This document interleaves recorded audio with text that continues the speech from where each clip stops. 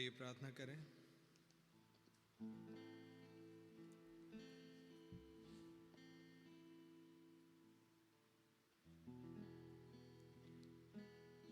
प्यारे खुदा प्रभु यीशु मसीह, आपके चरणों में आते हैं आज की शाम। प्रभु जी, इस बात के लिए धन्यवाद देते हुए प्रभु कि आपने हमारे को ये एक प्यारा अवसर दिया कि आज की शाम हम आपके भवन में आ सके, आपके वचन के चौगिर्द बैठ सके। प्रभु, आपने हमारे लिए एक जरिया रखा प्रभु कि आपका वचन प्रचार हो सके।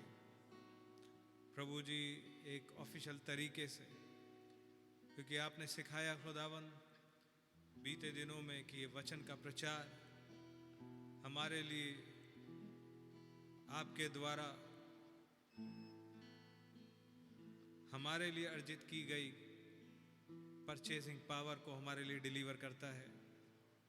हम कितने आभारी और शुक्रगुजार हैं कि आपने हमें इससे कभी महरूम नहीं होने दिया।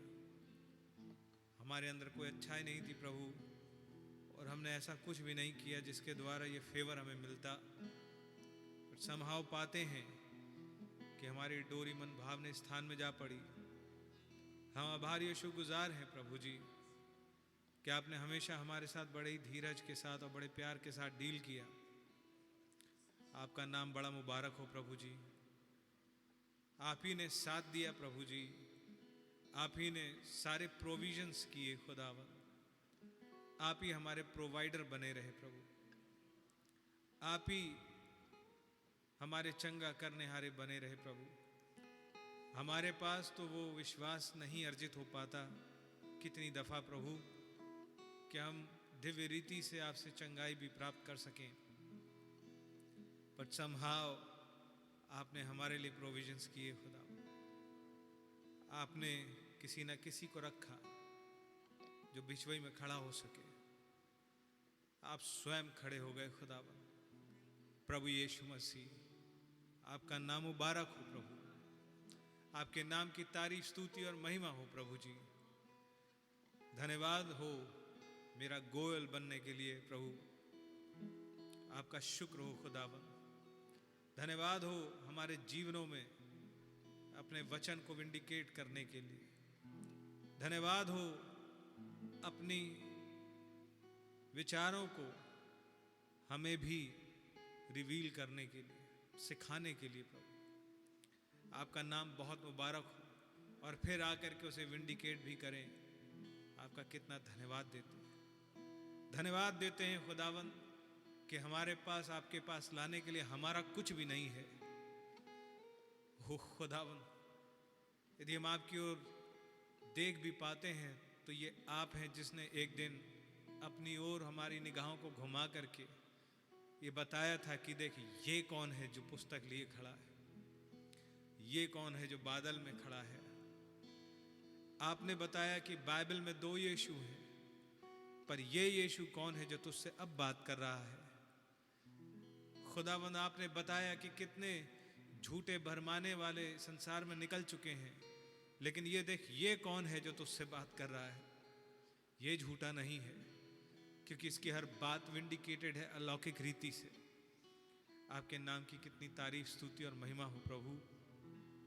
ऐसे प्यारे भाई ब्रैनम नबी को भेजने के लिए प्रभु, ऐसी प्यारी सेवकाइयों को हमारे लिए भेजने के लिए प्रभु। प्रभु जी, क्या ही सौभाग्य है प्रभु।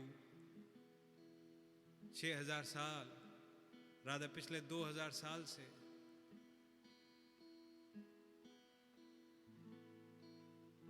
इतने समय के बाद राधा एक जनरेशन जो सबसे ब्लेसेड है, सबसे ज्यादा फेवर्ड है, उसमें आपने हमें रखा प्रभु। न जाने कितनी पीढ़ियों ने खुदा इस दिन की आस लगाई, इसकी ओर देखा, पर हमें इसे जीने का मौका मिला। आपका नाम मुबारक हो। और हम पाते हैं कि हम कितने अनवर्दी हैं प्रभु, और तब फिर यही समझ में आता है कि आपका लहू, आपका कुर्बानी महान है प्रभु। इसके बगैर हम कुछ नहीं खुदावंद, हमारा कोई वजूद नहीं प्रभु। आपके नाम की तारीफ, आपके चुनाव के लिए प्रभु, आपके प्यार के लिए प्रभु आपका शुक्र करते हैं खुदा। इस संदेश के लिए, इसकी समझ के लिए, इस समझ के लिए आपका धन्यवाद हो प्रभु। वास्तव में पाते हैं कि हमारे पास कुछ ब्रैग करने के लिए नहीं, लेकिन हमारे पास ब्रैग करने के लिए सब आपके काम हैं जिन्हें आपने हम पर खोला है, और हम शुक्रगुजार हैं। खुदावंद प्रभु जी, आपका नाम मुबारक हो।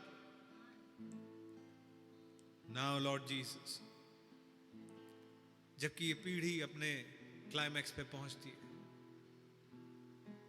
और प्रभु जी हर एक,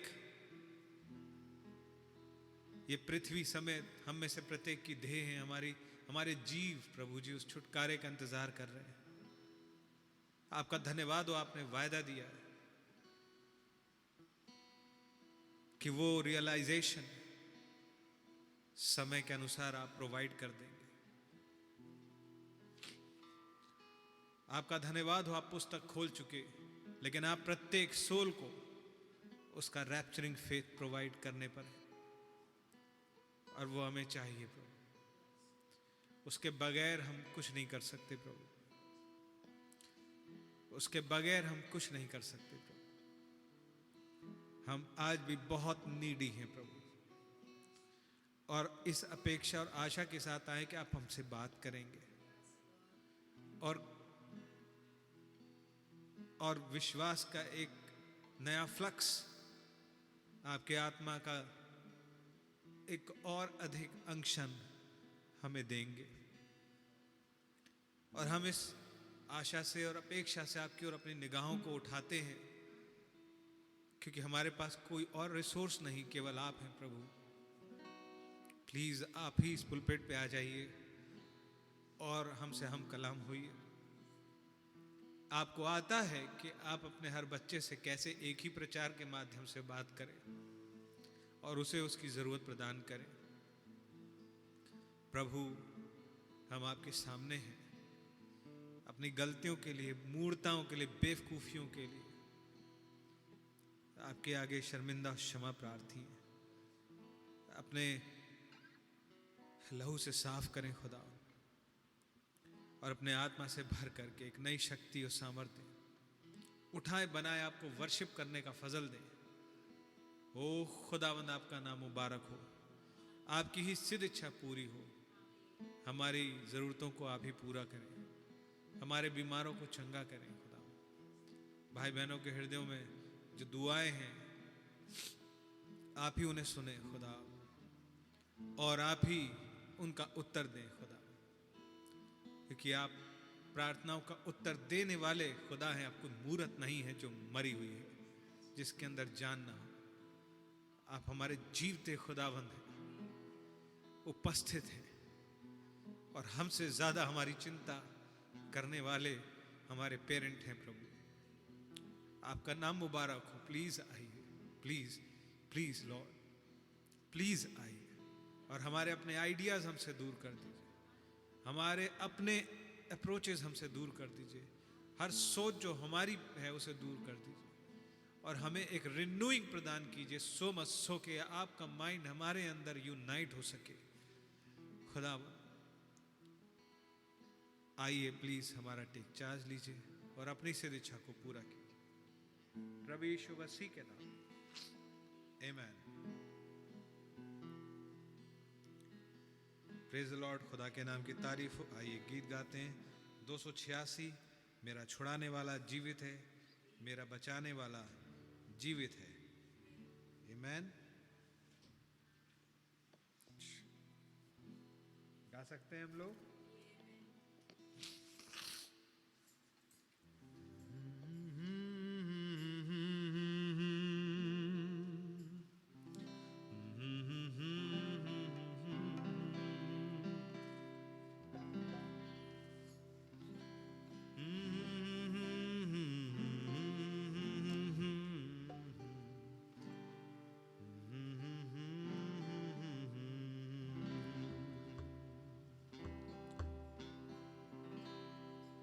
मेरा छुड़ाने वाला जीवित है, मेरा बचाने वाला जीवित है, मेरा छुड़ाने वाला जीवित है, मेरा बचाने वाला जीवित है। क्यों कर घबराऊं मैं, क्यों कर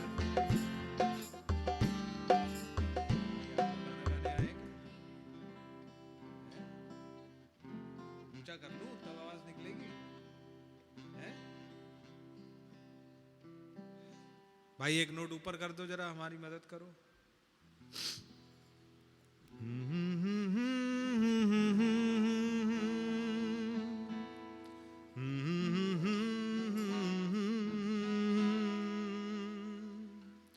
मेरा छुड़ाने वाला जीवित है, मेरा बचाने वाला जीवित है, मेरा छुड़ाने वाला जीवित है, मेरा बचाने वाला जीवित है।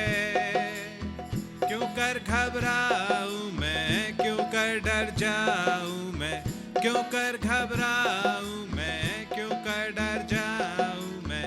मेरा उद्धार करता जीवित है, मेरा छुड़ाने वाला जीवित है, मेरा बचाने वाला जीवित है।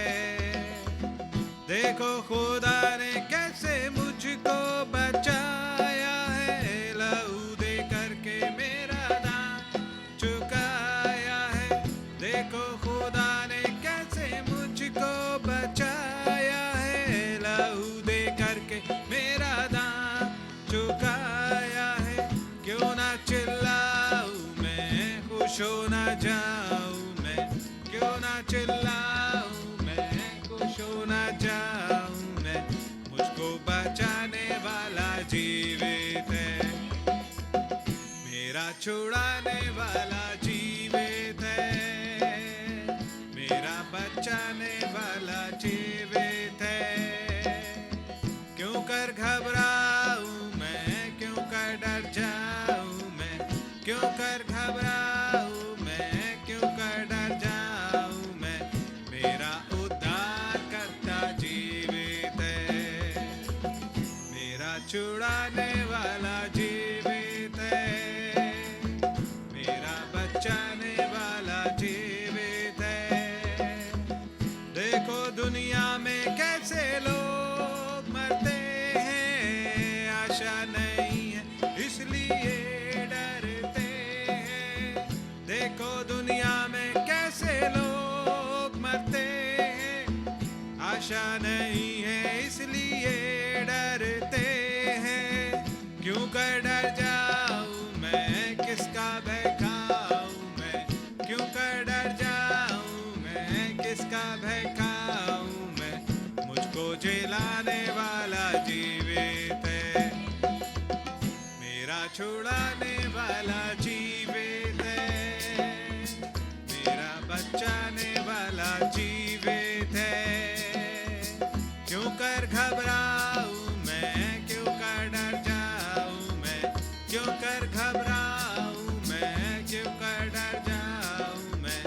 मेरा उद्धार करता जीवित है, मेरा छुड़ाने वाला जीवित है, मेरा बचाने वाला जीवित है।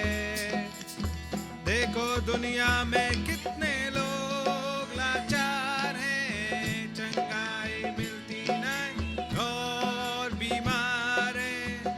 देखो दुनिया में कितने लोग लाचार हैं, चंगाई मिलती नहीं और बीमार हैं। क्यों कर घबराऊं मैं, खुश हो ना जाऊं मैं, क्यों कर घबराऊं मैं, खुश हो ना जाऊं मैं। मेरी चंगाई वाला जीवित है, मेरा छुड़ाने वाला जीवित है, मेरा बचाने वाला जीवित है। क्यों कर घबराऊं मैं, क्यों कर डर जाऊं मैं, क्यों कर घबराऊं मैं, क्यों कर डर जाऊं मैं। मेरा उद्धार करता जीवित है, मेरा छुड़ाने वाला जीवित है, मेरा बचाने वाला जीवित है। कहकर गिलहरियों को जिन्होंने बनाया था, तूफान को देखो भगाया था। कहकर गिलहरियों को जिन्होंने बनाया था, तूफान को उनने देखो फिर से भगाया था। क्यों ना कर पाऊं मैं, क्यों ना कर पाऊं मैं, क्यों ना कर पाऊं मैं, क्यों ना कर पाऊं मैं, मुझसे कराने वाला जीवित है, मेरा छुड़ाने वाला जीवित है, मेरा बचाने वाला जीवित है। क्यों कर घबराऊं मैं, क्यों कर डर जाऊं मैं, क्यों कर घबराऊं मैं, क्यों कर डर जाऊं मैं, मेरा उद्धार करता जीवित है, मेरा छुड़ाने वाला जीवित है, मेरा बचाने वाला जीवित है। आमीन। हालेलुया। खुदा के नाम की बड़ी तारीफ हो। आमीन।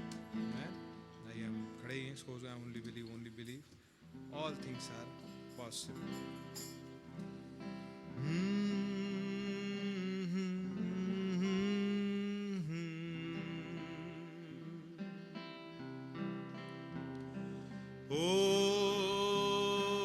Only believe, only believe,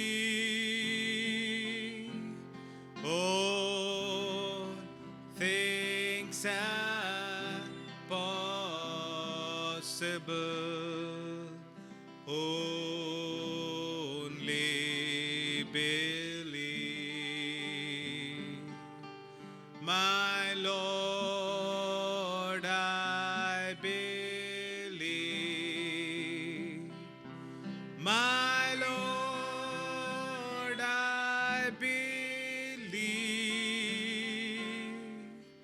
that all things are possible.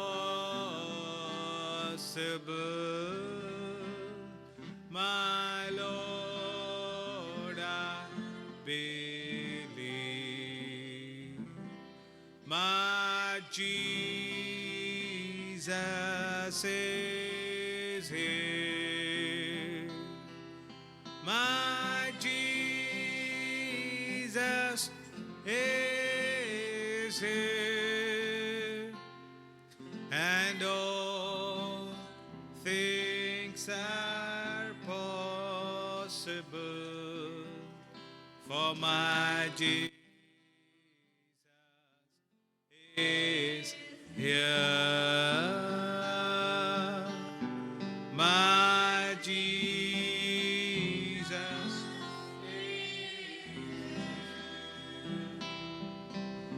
my Jesus is here.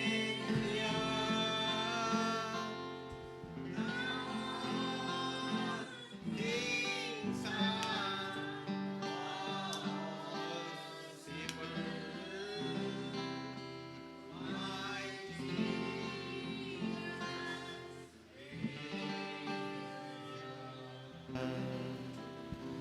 महान सामर्थी खुदाबंद, एक बार फिर से आपके चरणों में आए हैं प्रभु, और आपका धन्यवाद करते हैं।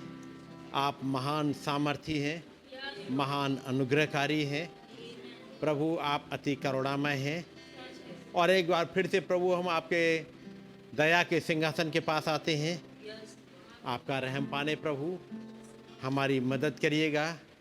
आपने हमें एक प्रोविज़न दिया है प्रभु कि हम आपके पास आ सकें, क्योंकि आप हमारे ऐसे महायाजक हैं कि हम आपको अपनी निर्बलता की हालत में छू सकते हैं। तो प्यारे प्रभु, हम आपके चरणों में आए हैं और आपका और रहम चाहते हैं प्रभु। हमारी मदद करिएगा और अपनी बातों को हमें सिखाइएगा, ताकि आपके वचन, आपके भेद हमारे हृदय की गहराई में उतर जाएं। प्रभु दया करिएगा, आपका रहम बहुत ऐसे चाहते हैं, प्रभु यीशु मसीह के नाम में आमीन। अपन वो खड़े हुए हैं, खुदावंत के वचन से निकाल लेंगे इफिसियों और उसका 4 अध्याय।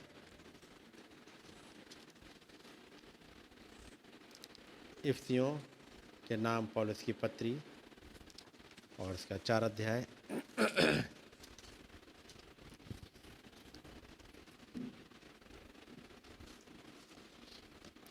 और उसकी मैं 22 में ऐसे पढ़ रहा हूँ।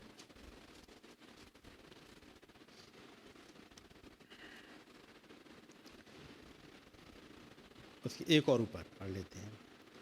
परंतु तुमने सचमुच उसी की सुनी और जैसा यीशु में सत्य है, 21 में ऐसे में पढ़ रहा हूँ, उसी में सिखाए भी गए कि तुम पिछले चाल चलन के पुराने मनुष्यत्व को जो भरमाने वाली अभिलाषाओं के अनुसार भ्रष्ट होता जाता है उतार डालो और अपने मन के आत्मिक स्वभाव में नए बनते जाओ और नए मनुष्यत्व को पहन लो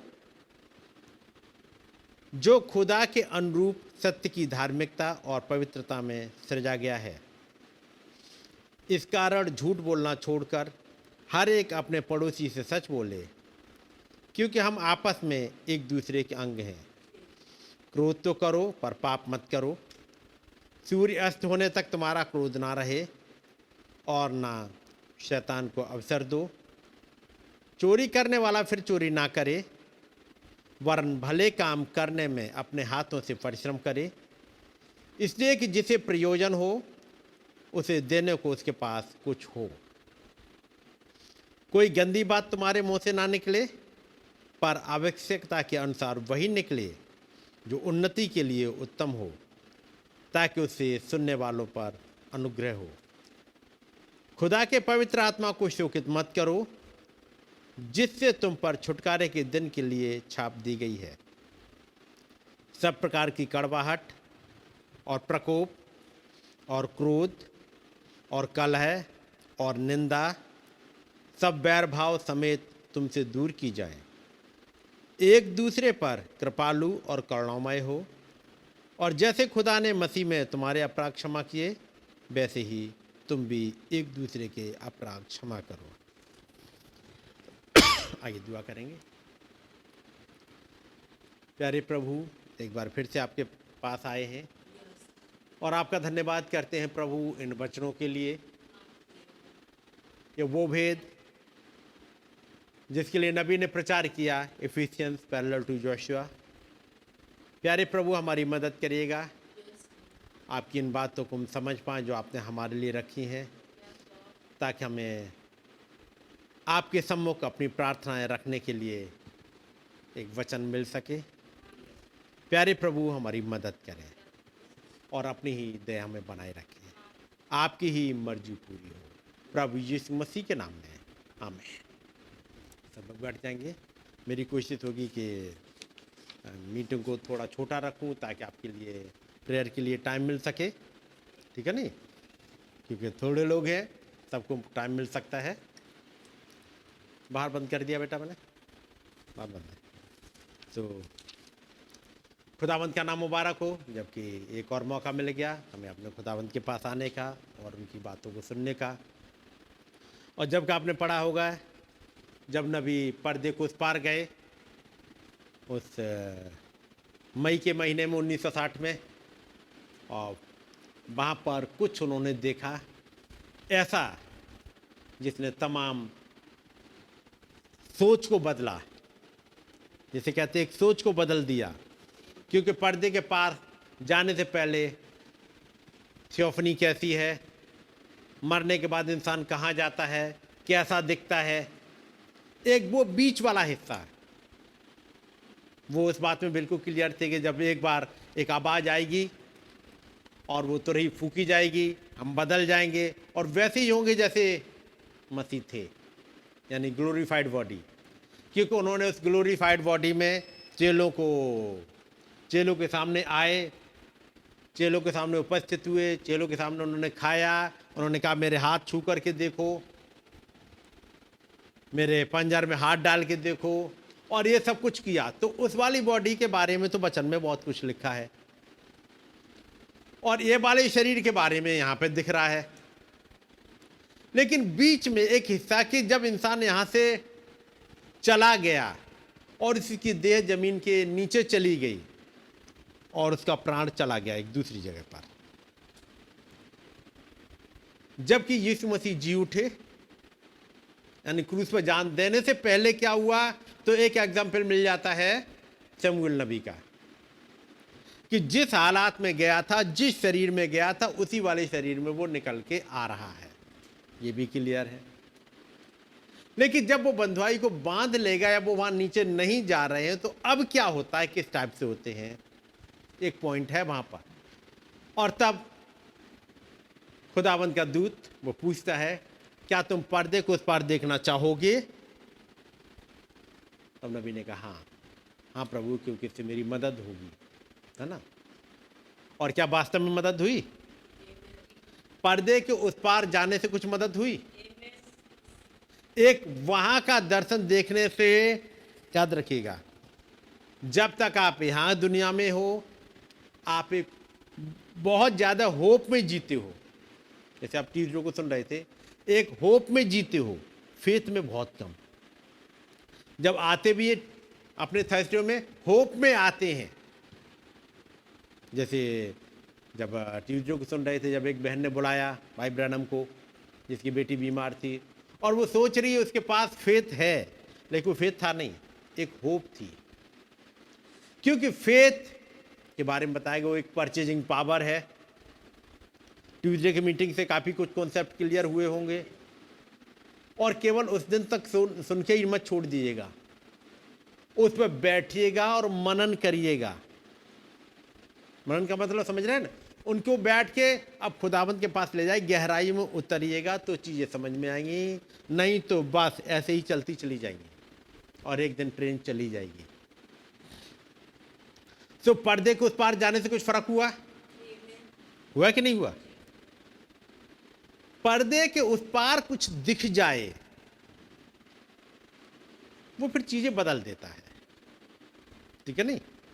जब भाई ब्रैनम की सेवकाई स्टार्ट हुई, जब बात 1933-34 के आसपास की बात है, वहां से जब घटनाएं स्टार्ट हुई, वो जा रहे हैं एक जगह, जब वो उसमें काम कर रहे हैं, क्या कहेंगे उसे, पब्लिक सर्विस,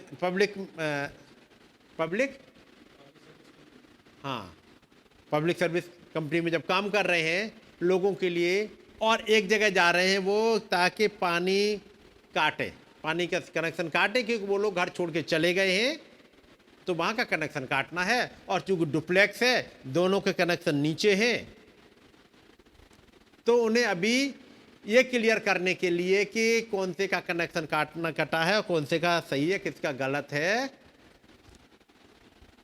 उसके लिए वो ऊपर पूछने के लिए जाते हैं। और लेकिन तभी उन्हें वो थोड़ा सा मौका मिल जाता है तो जाकर के दुआ कर ले, क्योंकि जिसका कनेक्शन काटा उससे जाके बात करी, उसने तो बहुत कुछ सुना दिया, पढ़ा है ना, उसने तो बहुत कुछ कहा भाई ब्रैनम को। लेकिन दूसरे वाले घर में जाते हैं, माँ एक किसी अपाहिज को देखते हैं, लेकिन दुआ करके आए हैं और एक दर्शन खुल गया है, उन्होंने दर्शन में कुछ देख लिया था, और चूंकि उन्होंने दर्शन में देखा हुआ है, इसलिए वो जा रहे हैं। और जो बुजुर्ग लेडी है, वो बुजुर्ग तो नहीं कहिएगा, वो 1.5 उम्र की है, वो एक बाइबल पढ़ रही है, और भाई ब्रैनम पूछते क्या जिसे पढ़ते हो उस पर विश्वास भी करते हो, ठीक है नहीं। उसने कहा क्या यीशु मसीह आग चंगा कर सकते हैं?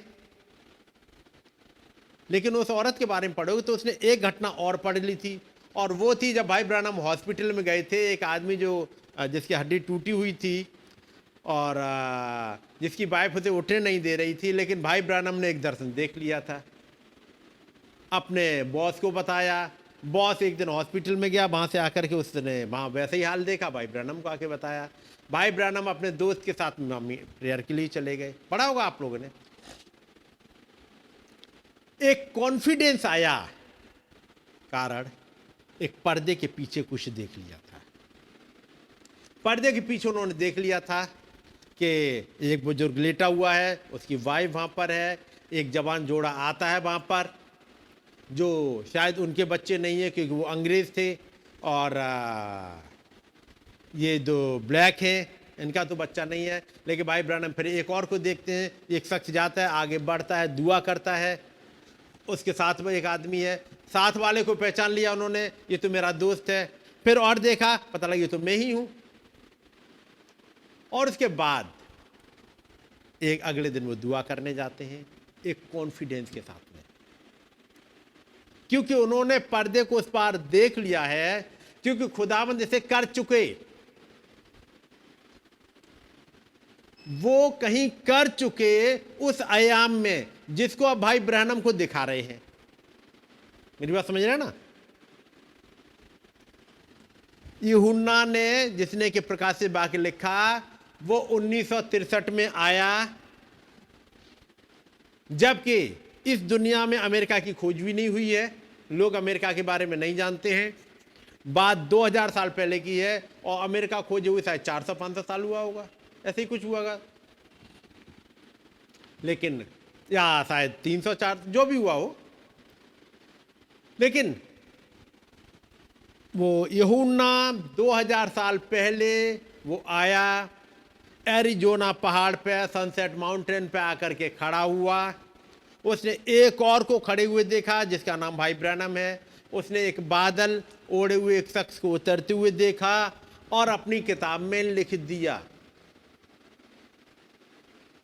ये घटना इस दुनिया में घटने में 2000 साल लगे। मेरी बात समझ रहे ना? हमारी आपकी दुनिया में इस घटना को घटने में 2000 साल लगे, लेकिन किसी दुनिया में तो घट चुका था। यदि किसी दुनिया में, यानी जैसे कहते हैं अनसीन वाली दुनिया में घटा नहीं, तो यूहन्ना ने देखा क्या? हम जिस आयाम में रहते हैं ये डायमेंशन स्लो है, यहां घटने में 2000 साल लगेंगे, लेकिन वहां कुछ दिख गया। इसलिए वैसा ही लिखता जा रहा है जैसा उसने वहां देखा। मैंने एक और बली स्वर्गदूत को बादल ओढ़े हुए, एक खुली हुई किताब लिए हुए देखा। उसने, अब वो इतना क्लियर देख ले रहा है, उसने अपना बायां हाथ, बायां पांव पृथ्वी पर और दायां पांव समुद्र में रखा। उसे ये भी पता कौन सा पांव किधर रखा, ठीक है नहीं, ताकि ये क्लियर हो जाए वो किस डायरेक्शन से आ रहा है, किस दर देख रहा है। वो नॉर्थ की साइड से आ रहे हैं, बायां पैर पृथ्वी पर आएगा, दायां पैर समुद्र में आएगा। एक लाइन खींच दी। 2000 साल पहले घटना घट गई और उसने लिख दिया। दाऊद ने 600 साल आगे देख लिया और उसने कहा वे मेरे कपड़े बांटते हैं, वो मेरे हाथ और पैर छेदते हैं। लेकिन अभी जिसके हाथ और पैर छेदे जाएंगे वो इंसान है भी नहीं। लेकिन दाऊद को पता है घटना घटेगी। उसने इस घटना को कहीं देखा है ऐसे होते हुए, बिल्कुल ऐसे ही, और लिखते जा रहे हैं। उसका मतलब घटना घट गई। समझ रहे ना? घटना तो घट गई, वो लिख गई। हमारे आयाम में एक समय में आकर के वो लिखी जाएगी। तो भाई ब्रैनम से कहता है, दूत ने कहा क्या तुम पर्दे को उस पार देखना चाहोगे? उन्होंने कहा प्रभु इससे मेरी बड़ी मदद होगी। मैं कहूँगा हर एक उस शख्स की जिसे खुदावंद पर्दे को उस पार दिखा दे कि क्या चल रहा है, आपकी बहुत बड़ी मदद हो जाएगी, है ना? आपकी जिंदगी के पन्ने, ये पन्ना ना मान लेता हूँ एक पन्ना 1 साल है, तो अगले 10 पन्ने के बाद क्या लिखा है हमारी और आपकी जीवन की किताब में यदि दिख जाए तो आप कंफर्म हो जाओ कि 10 साल बाद ऐसा ही होगा। खुदावंद ने भाई ब्रैनम को दिखा दिया कि देखो ये पहाड़ियां हैं, ऐसी घास उगी हुई है, एक बच्चा कुचला है, पड़ा हुआ है, और फिर वो जिंदा हो रहा है। कई साल के बाद वो घटना घटी जब भाई ब्रायन ने वो पहाड़ियाँ देखी, बच्चों को कुचला हुआ देखा। वो विद कॉन्फिडेंस कहते हैं यदि बच्चा अगले 5 मिनट के अंदर ना जी उठे, जिसकी अंतड़ियाँ निकल गई हैं, हाथ अलग हो गए हैं, 5 मिनट के अंदर ये बच्चा ना जी उठे तो मेरे पीठ पे झूठे नबी का तमगा लगा देना, कहा था। इतने कॉन्फिडेंस में है कैसे? क्योंकि कुछ दिखा है। यदि खुदाबंद आपको दिखा दे आप रैप्चर में जा रहे हो, कोई सपने की बात नहीं कर रहा, मैं बात सपनों की नहीं कर रहा, जो भी होगा वो वचन पे आधारित होना चाहिए, केवल सपनों से बात नहीं है। इसलिए भाई ब्रायन कहता है हर एक सपने पे विश्वास मत कर लो, बात सपनों की नहीं है, बात केवल दर्शनों की भी नहीं है। क्योंकि दर्शन तो मीकाया ने भी देखा था और दर्शन सिदकिय्याह ने भी देखा था, दोनों ने देखा था, लेकिन एक का दर्शन वचन पे आधारित था और एक का बस हवा में ही था। सिदकिय्याह ने जो दर्शन देखा वो कह रहा है कि हे राजा अहाब, तू इन सींगों से ले जा करके तू उसे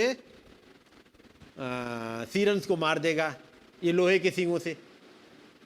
लेकिन दूसरा जिसका दर्शन वचन पर आधारित है वो कह रहा है कि मैंने इस्राएल को बगैर चरवाहे के देखा। तो केवल दर्शन की बात नहीं है, पर्दे के उस पार, क्योंकि इस पर्दे के उस पार जब जा रहे हैं तो ये डायमेंशन हमारा हट रहा है। इस पर्दे के उस पार आप कौन कौन से डायमेंशन में चले जाते हो? इस वाले में पहला, दूसरा, तीसरा डायमेंशन है कि नहीं? पर्दे के उस पार कौन कौन सा डायमेंशन है? 4th डायमेंशन पर्दे को उस पार ही है कि नहीं? पर्दा समझ रहे ना, जो हमारी आंखों की, हमारे कानों की, हमारी समझ की लिमिट से बाहर चला जाए, वो एक पर्दे के पीछे चला गया है ना, अब वो हमें नहीं दिख रहा। पर्दा हर एक के लिए अलग अलग टाइप का होता है, उसकी थिकनेस हर एक के लिए अलग अलग है। तो पर्दे किस पार, 4th डायमेंशन पर्दे को उस पार है, क्योंकि यहीं पर वो तमाम इमेज और सब चीज घूम रही हैं, लेकिन मैं और आप नहीं पकड़ पा रहे। नबी ने समझाया, वो था 4th डायमेंशन की वेव्स। फिर वो समझाते यहां पर एंजल्स हैं, ये 6ठा डायमेंशन है कि नहीं? एंजल्स हैं, वो 6ठा डायमेंशन है, जो वेव्स हैं वो 4th डायमेंशन है, और यहां पर डीमंस भी हैं, वो कौन सा डायमेंशन है? वो 5th डायमेंशन है। तो 1, 2, 3 के बाद 4था, 5वां, 6ठा डायमेंशन, जिसे मैं कहूंगा दिखने वाला डायमेंशन, सीन डायमेंशन, जो हमारे लिए अनसीन है लेकिन वो सीन है, हमारे लिए अनसीन है लेकिन तब भी एक सीन यानी दिखने वाला है। एक ऐसा डायमेंशन है जिसमें हर कोई नहीं पहुंचता, जिसमें हर कोई एंजल्स भी नहीं पहुंच पाते। कुछ सेलेक्टेड एंजल्स हैं, वो पहुंच रहे हैं, जिसे कहते हैं 7वां डायमेंशन, जिसे अमरता कहते हैं। वहां की स्पीड कोई नहीं मेजर कर पाएगा, न कर पाया। अनंतता से पल भर में बस पलक झपकते ही दूत यहां आ गए थे। कहां से आए थे? 10 लाख किलोमीटर दूर से नहीं, कुछ प्रकाश वर्ष से नहीं। नबी क्या कहते हैं? अनंतता से वो आए थे, समझ रहे ना? तो वो स्पीड फर्क है, बहुत फर्क है। खैर, तो नबी ने जब प्रचार किया इफिसियंस पैरेलल टू जोशुआ, अब मैं उसका एक हिस्सा पढ़ रहा हूं यहां पर वचन में। मैं सारी आयतें नहीं पढ़ूंगा, थोड़ा सा कुछ कुछ हिस्से को देखूंगा। 22 में आयत पढ़िएगा भाई। तुम पिछले चाल चलन के पुराने मनुष्य को जो भरमाने वाली अभिलाषाओं के अनुसार भ्रष्ट होता जाता है उतार डालो। अब यहां पर क्या कहा जा रहा है? तुम पिछले चाल चलन के पुराने मनुष्यत्व को, एक मनुष्यत्व है हमारा पुराने चाल चलन का, जो भ्रष्ट कैसे होता है? भरमाने वाली अभिलाषाओं के अनुसार, जैसे अंग्रेजी में लिखा है डिसीटफुल लस्ट। ये धोखा देने वाली, भरमाने वाली लस्ट है। इनमें लगेगा तो खुशी, लेकिन थी धोखा देने वाली। ये धोखा देने वाली लस्ट है। तो बाइबल में पढ़ोगे, दाऊद का एक बेटा जिसका नाम अम्मोन है, पढ़ा होगा, अपनी ही सौतेली बहन तामार को बहुत प्यार करता है, बहुत ज्यादा, इतना कि उसके बगैर रह नहीं सकता। बीमार तक पड़ गया है उसके बगैर। यही हाल है कि नहीं है? उसके बाद उसके चचेरे भाई ने कुछ एक आइडिया सुझाया, उस आइडिया को उसने अपनाया, अपने पापा से जाके बताया मैं बीमार हूं, मेरी बहन आकर के मेरे लिए खाना बनाए। उसने खाना बनाया। उसके बाद आगे का हिस्सा पड़ा है, और उसने अपनी ही बहन के साथ में कुकर्म किया, उस सौतेली बहन के साथ में, है कि नहीं? और उसके बाद फिर क्या हुआ? लिखा उससे कहीं ज्यादा नफरत करने लगा। जितना प्यार कर रहा था उससे कहीं ज्यादा नफरत करने लगा। क्यों भैया? अभी तो तुम उसके बगैर मरे जा रहे थे, और अब क्या हो गया? ये थी भरमाने वाली, धोखा देने वाली अभिलाषाएं। और इस वाली अभिलाषा में दुनिया फंसी हुई है आज, बहुत बुरी तरह से। यदि ना फंसी होती इन वाली भरमाने वाली में, पता लगेगा एक लड़का एक लड़की निकल गए घर से, पूरे घर वालों को ताक पर रख दिया उन्होंने, रिश्तेदारों को ताक पर रख दिया, सब कुछ कर दिया। हमें तो इन्हीं के साथ मरना जीना है। लड़का कहेगा मैं इसके साथ मरूंगा जीऊंगा, लड़की कहेगी मैं इसके साथ मरूंगी जीऊंगी। और उसके बाद कुछ दिनों बाद शादी हुए, साल 2 साल 6 महीने, हो सकता है 2-4 साल 10 साल गुजर गए। उसके बाद अब एक दूसरे का चेहरा नहीं देखना है। क्या हो गया? निरी घटनाएं पड़ी होंगी। इतना ज्यादा प्यार था, साथ में रह रहे हैं, कंसीव कर लिए। अब लड़की कहती भाई अब तो शादी कर लो, उसे लेके गए, निपटा दिया, या लड़की ने निपटा दिया। निरी कहानी पढ़ रहे होंगे। ये सब क्या है? डिसीटफुल। ये अभिलाषा, ये एक है, केवल एक शारीरिक अभिलाषा है, ऐसी एक पैसे की है, पैसा कमाने की अभिलाषा। उस पैसे के लिए कहते अब अंधे होते चले जाएंगे। वचन क्या बता रहा है? ऐसा ही था हमारा चाल चलन इस दुनिया में, इन्हीं हालातों में थे, ऐसे ही पैदा हुए थे। लेकिन थैंक गॉड एक बचाने वाला आ गया। हम इसी हालत में थे, लेकिन एक बचाने वाला आ गया, उसने बचा लिया। और तब क्या कहा भाई? शायद पढ़िएगा भाई, कि तुम पिछले चाल चलन के पुराने मनुष्यत्व को जो भरमाने वाली अभिलाषा के अनुसार हाँ भ्रष्ट होता जाता है उतार डालो। आगे। और अपने मन के आत्मिक स्वभाव में नए बनते जाओ। और लिखा है अंग्रेजी में, and B renewed in the spirit of your mind. And B renewed in the spirit of your mind. चलिएगा 24वीं बात पढ़िएगा। और नए मनुष्यत्व को पहन लो, जो खुदा के अनुरूप सत्य की धार्मिकता और पवित्रता में सजा गया है। अब यहाँ पर लिखा है, हिंदी में तो लिखा हुआ और नए मनुष्यत्व को पहन लो। अंग्रेजी में लिखा है and that you put on the new man. You put on the new man. नए आदमी को पहन लो। नए मनुष्यत्व नहीं है, बल्कि न्यू मैन। क्योंकि ओल्ड मैन तो ये है जो माँ बाप से मिला, लेकिन ये आए जब 1963 में एक न्यू मैन लेकर के आए थे, और कह रहे हैं इसे पहन लो। पिछले 2000 सालों में ये न्यू मैन जो लाया गया ये तब मिलता था जब यहां से मर गए, इस दुनिया से चले गए, बॉडी जमीन पे, और न्यू मैन उसके बाद मिलेगा, जिसके लिए पौलुस ने कहा हमारा डेरा सरी का घर गिराया जाएगा पृथ्वी का, तो एक नया मिलेगा, न्यू मैन मिलेगा। लेकिन इस युग में न्यू मैन लाके दिया गया और कहा मुझसे ये वस्त्र ले लो ताकि तुम्हें अपने नंगेपन की लज्जा ना हो। ये न्यू मैन अवेलेबल है। फिर से 24वीं आयत पढ़ना भाई। और नए मनुष्यत्व को पहन लो जो खुदा के अनुरूप सत्य की धार्मिकता और पवित्रता में सजा गया है। ये न्यू मैन खुदाबंद की मर्जी के अकॉर्डिंग, खुदाबंद के वचन के अकॉर्डिंग सिरजा गया और लाया गया। अब आगे चलते हुए 29वीं आयत पढ़िएगा। कोई गंदी बात तुम्हारे मुंह से ना निकले, पर आवश्यकता के अनुसार वही निकले जो उन्नति के लिए उत्तम हो, ताकि उससे सुनने वालों पर अनुग्रह हो।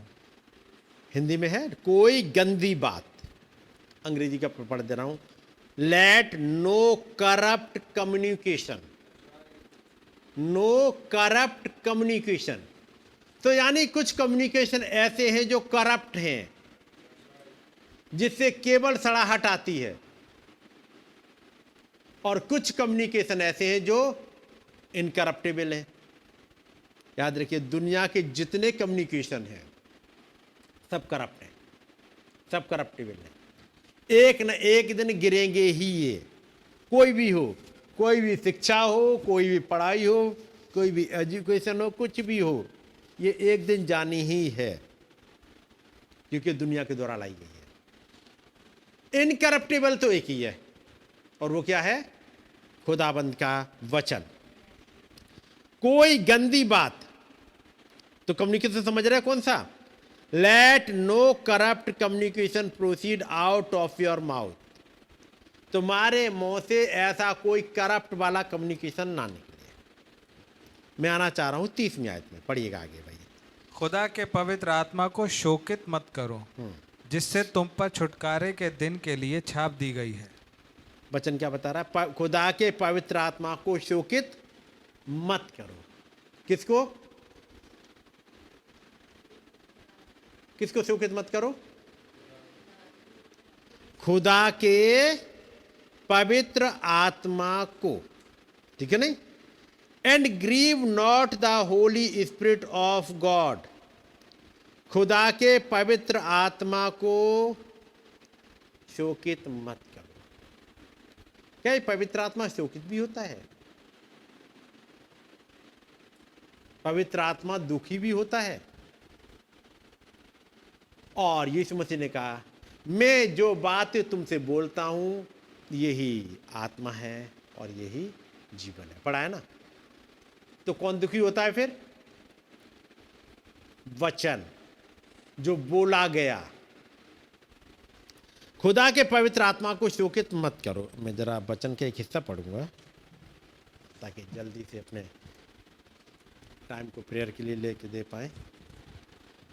चलिएगा, नबी का मैसेज है और मैसेज का नाम है the lamb and the dove. 1957 25 March का मैसेज है।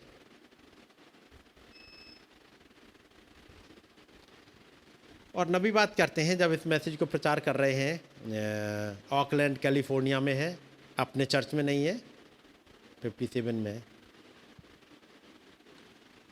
Para number 6, you know I think that these meetings are when we catch the sinner. नबी कहते मैं सोचता हूँ, क्या तुम जानते हो कि मैं सोचता हूँ कि ये मीटिंग किस बात के लिए है? ताकि हम गुनहगार को पकड़ सकें। पकड़ने के पीछे पकड़ के उस पर दोष लगाना नहीं, बल्कि जो भटक रहा उसे पकड़ सकें। You know Jesus found a man one time. अब तुम्हें मालूम है यीशु मसीह ने एक आदमी को एक समय पकड़ा, एक दृष्टांत में। जब वो यरूशलेम से यरीहो को जा रहा था, बैक स्लाइडिंग कंडीशन में, वो उस ऊंचाई से नीचे की तरफ जा रहा था, वो बैक स्लाइड होता हुआ चला जा रहा था। और जब उस सड़क पर जा रहा था, कुछ दुश्मन मिल गए। कौन मिले? कुछ दुश्मन मिल गए और उसे लूट लिया और उसे अधमुआ छोड़ गए। उसके कपड़े उतार लिए गए, उसे नंगी हालत में छोड़ दिया गया, किसी को मुंह दिखाने लायक नहीं बचा वो। किसको लूटा? एक जो बैक स्लाइड हो रहा था।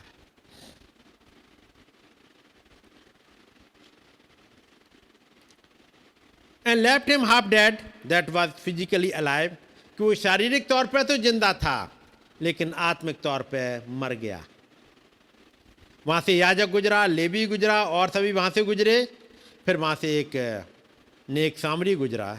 जैसा कि यीशु मसीह ने हमें सिखाया, उसे उठाया, उसके घाव पर तेल डाला और दाखमधु डाला और उसे ले जा करके सराय में दे दिया।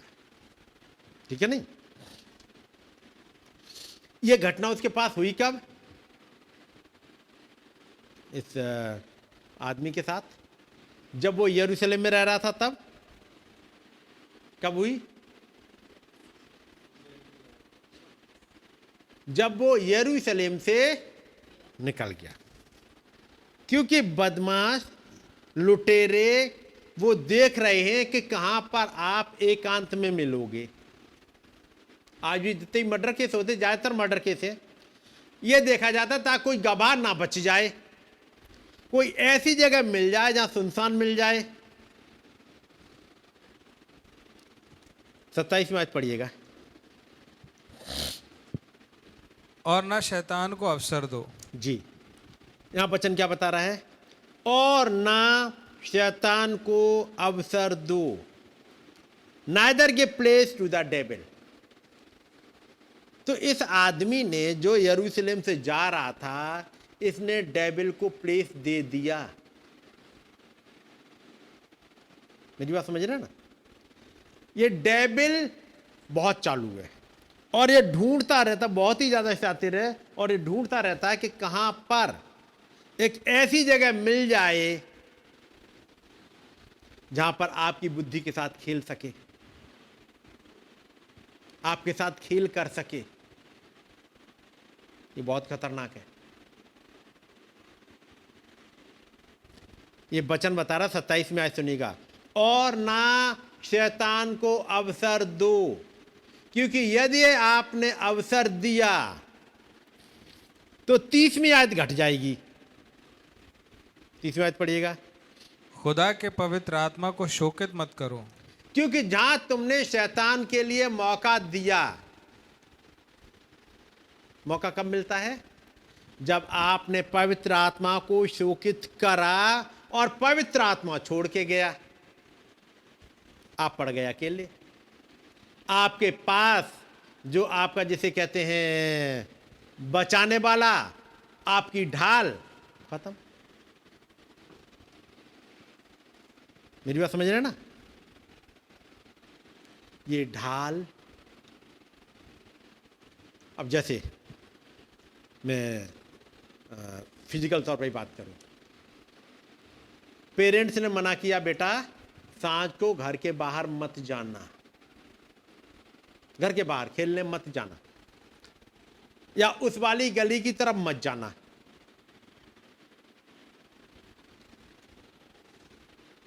आप भी सोच रहे हो हाँ ठीक है, बढ़िया बात है, नहीं जाएंगे। लेकिन एक दिन अब एक अंदर से चाहत है, देखो जरा है क्या, क्योंकि अब आप अपने आप को सोचने लगे स्मार्ट हैं, हम अपने आप को बचा ले जाएंगे। देखूं तो जरा जाकर के एक बार है क्या उस गली में। चले गए, और डेविल जो बहुत दिनों से देख रहा है, दुश्मन बहुत दिनों से देख रहे, बेटा कोई बात नहीं है, किसी न किसी दिन तो आओगे, क्योंकि मुझे मालूम है। मालूम है क्यों? पापा ने बोला है फला गली से मत आ जाना, सांझ के बाद बेटा उधर मत जाना। नहीं जाएंगे, हम बिल्कुल नहीं जाएंगे। लेकिन कोई बात नहीं है, दिन के लिए तो मना नहीं किया है। दिन में जाके घुमाए उस गली में, हमें तो यहां कुछ नहीं लगता खराब, क्योंकि दिन में तो वहां पब्लिक चलती रहती है, आपको कुछ खराब नहीं लगा। वो अफीमची, वो शराबी, वो बदमाश वहां एक भी नहीं दिखेगा। वो गली तो बहुत बढ़िया है। फिर आपने देखा अच्छा दिन में कोई नहीं है, एक दिन सांझ को निकले, सांझ को भी कोई नहीं है अभी तो। यार फालतू में कहा गया है मुझसे, समझ रहे ना, ये मुझसे फालतू में कहा गया है कि मत जाना उधर। यहां तो कुछ नहीं, देखो मैं दिन में भी आया, सांझ को हुआ आया, कुछ नहीं है। कल मैं ट्राई करता हूं रात में आके। और ये नहीं पता कि आपकी हर एक एक्टिविटी को, कि आप दिन में यहां से गुजर के गए हो, फिर सांझ को गुजर के गए हो, उसका मतलब अब रात को आओगे आप जरूर। एक दिन में कोई भी बाड़ा नहीं टूटता। जैसे नबी ने समझाया कि जब कपड़े छोटे हुए, एक दिन में छोटे नहीं हुए, सालों साल लग गए, पीढ़ियां गुजर गईं। एक पीढ़ी ने बस 1 इंच काटा, बस अगली पीढ़ी ने 1 और इंच काटा, इससे कुछ नहीं होता। अगली पीढ़ी 1 और इंच काटा, और काटते काटते कहां तक पहुंच गए, ये सारे मैसेज आप लोगों ने सुने हुए हैं। वैसे एक दिन में घूम आए, फिर एक दिन सांझ को घूम आए, फिर एक दिन, फिर अब धीमे धीमे रात को भी घूम आए, और बस एक दिन जब रात को घूमने गए पकड़ गए। लुटे पिटे घर में मुंह दिखाने लायक वाली हालत में चले आ रहे कि मुंह नहीं दिखा पाएंगे। क्यों हुआ ये? इसी है आयत 27वीं, फिर से पढ़िएगा। और ना शैतान को अवसर दो। शैतान को अवसर कब दिया? जब वचन की डिनाई करी, वचन के बाड़े से निकले। यही काम हब्बा ने करा था अदन की वाटिका में। और डेविल, जैसे आपने सुना हो पिछले थर्सडे की प्रेयर मीटिंग के बारे में, फिर भाई ने ट्यूसडे को और संडे को भी रखा कि वो मोबाइल का ट्यून, और वो मोबाइल नहीं, वो खिलौने का ट्यून उन्होंने रिकॉर्ड करके चेक करा, ये पता लगा आ कहां से रहा है। वो इतना शातिर है डेविल, कहां से एंट्री मारेगा, और मौका दे दिया आपने। कैसे दिया? कोई बात नहीं, बच्चों को खिलौना ही तो दिया है। जैसे भाई बोल रहे थे, कोई बात नहीं, गिफ्ट दिया, क्या दे दिया? प्लाजो दे दिया। गिफ्ट ही तो दिया है, अब देना है सिस्टर को, अब होगा ठीक, अच्छा तो लग रहा है प्लाजो, तो हम क्या करें, कौन सा हमें पहनना है वो जाने। उसको तो दे आए आप, लीवर सिस्टर को तो एक दे आए डीमन, क्योंकि आपने सोचा ही नहीं। और ये नहीं पता जब आप दे के आए तो डेविल देख रहा है कि आपको भी किसी दिन फंसाएगा कहीं, और फंसोगे। और ना शैतान को अवसर दो। ये लाइन घंटों नहीं, महीनों पे आप इस पे मेडिटेट करो जाके। थोड़ा सा मौका दे दिया था मिस्टर साउल ने, राजा साउल ने, और वो क्या था? अच्छे अच्छे जानवर रख लो, खुदा के लिए चढ़ा देंगे। दे दिया मौका। उन्हें समझ में नहीं आया इसका असर क्या होगा। उन्होंने जब जानवरों को रखा अपने पास, मोटे मोटे जानवर चढ़ाने के लिए, खुदा के लिए, उन्होंने ये नहीं सोचा था कि इसका असर ये होगा कि मेरा राज्य छिन जाएगा। क्या सोचा था?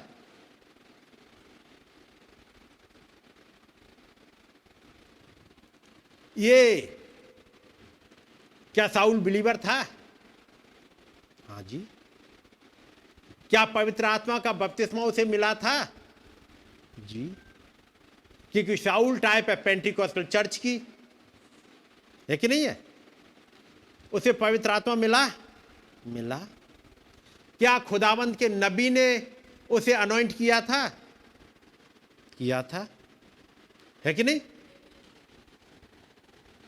खुदा के नबी ने उसे अनॉइंट किया था।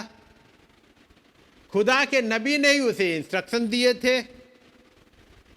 खुदा के नबी ने ही बताया कि तू जब यहां से चलेगा तो ये घटना घटेगी, यहां जाएगा फिर ये घटना घटेगी, फिर आगे जाएगा नबियों का एक दल मिलेगा।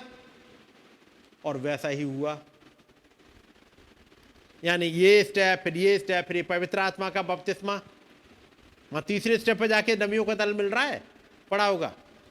एक चला गया लूथर युग, एक चला गया वेस्ली युग, फिर तीसरा युग आ गया जो पेंटिकोस्टल युग था। वहां नबियों का एक ग्रुप मिल गया, उनके साथ वो पवित्र आत्मा और उसे मिल गया। लेकिन क्या कभी सोचा कि यहां तक पहुंचने के बाद भी राज्य एक झटके में छिन सकता है? क्या सोचा था उसने?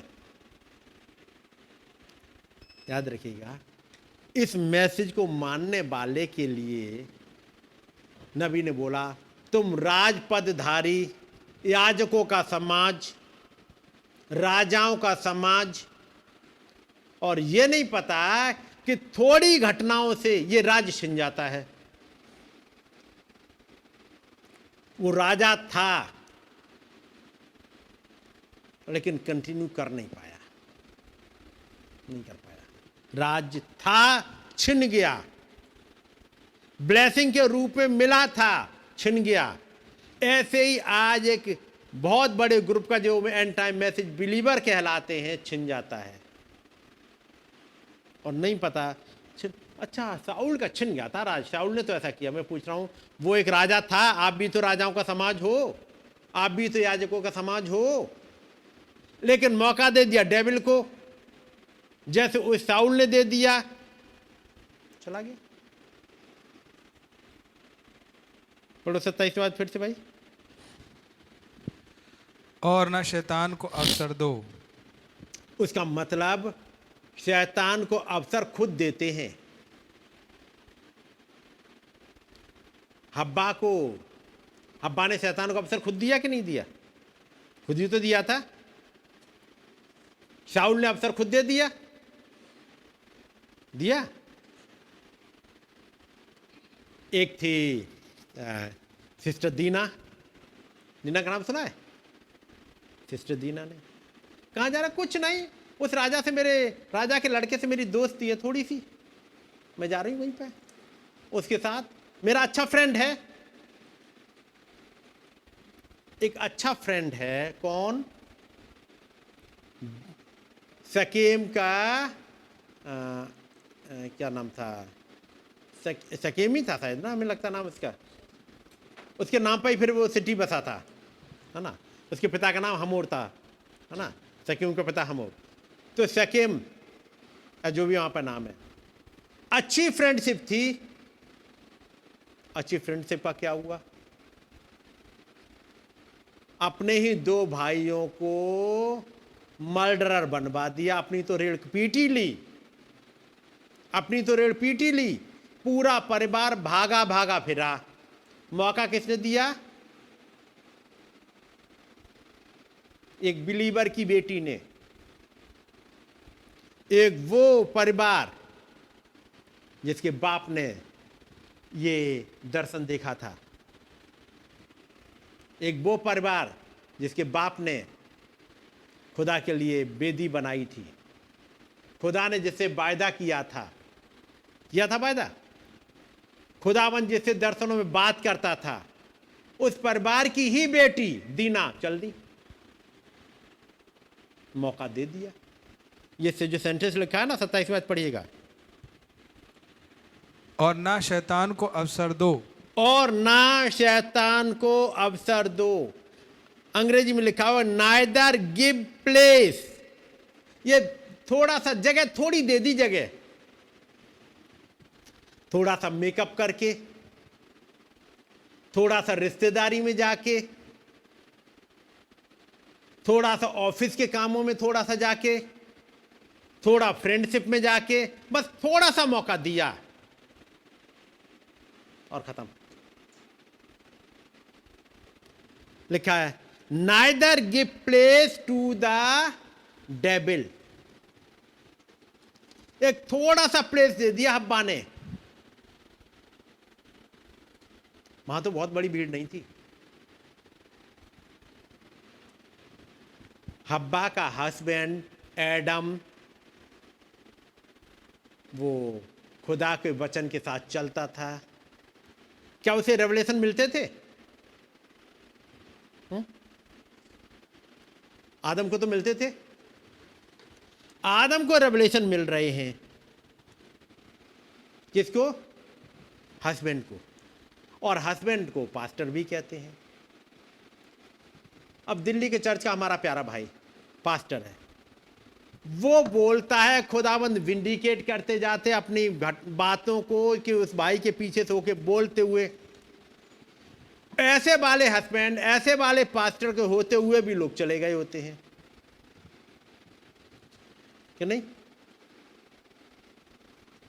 क्या वो भाई हमारा पास्टर है? मैं तो कहूंगा है, मेरा तो है। अब ये समझ में किसी के आए चाहे ना आए कि एक क्या किसी के दो दो पास्टर हो सकते हैं, तो मैं कहूंगा मेरे 3 पास्टर तो मैं जानता हूं। मेरे 3 पास्टर हैं, है ना? एक पास्टर ये बीच वाले मुख्य पास्टर है कि नहीं? मुख्य चरवाहा ये है कि नहीं है? ये वाले इनके भी पास्टर हैं, है कि नहीं है? तो मेरे एक तो ये पास्टर हैं, इनके अधीनता में ये पास्टर हैं कि नहीं, और इनकी अधीनता में होते हुए वो पास्टर हैं। तो 3 पास्टर तो मेरे हैं भाई। अब ये समझ में ना आए कि क्या है किसी के 2 पास्टर हो सकते हैं, मेरे तो 3 हैं भाई। क्योंकि जब यही नहीं समझ में पास्टर कहते किसे हैं, क्योंकि पास्टर का एक मतलब सुना था कि पास्टर का मतलब हस्बैंड। अच्छी बात है, पास्टर का मतलब हस्बैंड, यानी वो चर्च का हस्बैंड। तो क्या किसी कलीसिया के 2 हस्बैंड हो सकते हैं? और यदि किसी कलीसिया के 2 हस्बैंड हैं तो फिर वो व्यभिचार में है। मैं कहूंगा मेरे तो 3 हैं। यानी हस्बैंड और पास्टर वाली डेफिनेशन में अंतर ही नहीं समझ में आया कि पास्टर किसे कहते हैं, और जिस पास्टर को हस्बैंड कह रहे हैं उसका मतलब क्या है, और व्यभिचार की डेफिनेशन भी नहीं पता। मेरी बात समझ रहे हैं ना जी? हाँ, जैसे कहा जाए कम्युनियन और व्यभिचार का भेद ही नहीं मालूम किसे कहते हैं। ये चीजें जरूरी है समझने। कारण क्या हुआ?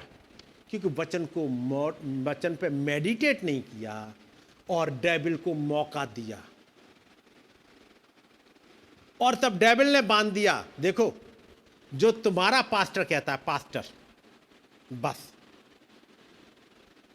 अब मान लो मैं एक दिल्ली की कलीसिया का एग्जाम्पल ले लो, जो हमारा पास्टर कहता है बस हम उसकी सुनेंगे। हम इन पास्टर तो नहीं जानते, नहीं, हमारा पास्टर नहीं तो 2 पास्टर हो जाएंगे। अब कोई ये कहे हम उस पास्टर की सुनेंगे, इनकी नहीं सुन रहे, यदि इन दोनों की सुन रहे तो क्या व्यभिचार कर रहे हैं? तब वो हायर की नहीं समझ पाए। कलीसिया का सिर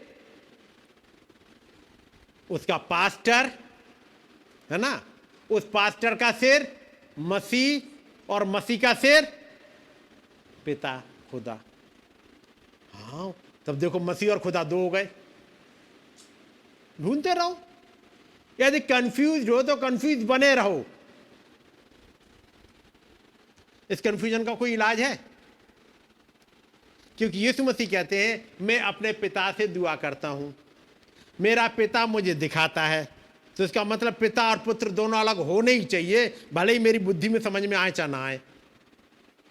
मैं कहूंगा पिता और पुत्र एक ही है, मेरी बुद्धि में समझ में आए चाहे ना आए। क्योंकि यीशु मसीह कहते हैं मैं और मेरा पिता एक है। एक्चुअली कॉन्सेप्ट लेवल पर नहीं समझे। का मतलब डेविल को मौका दे दिया।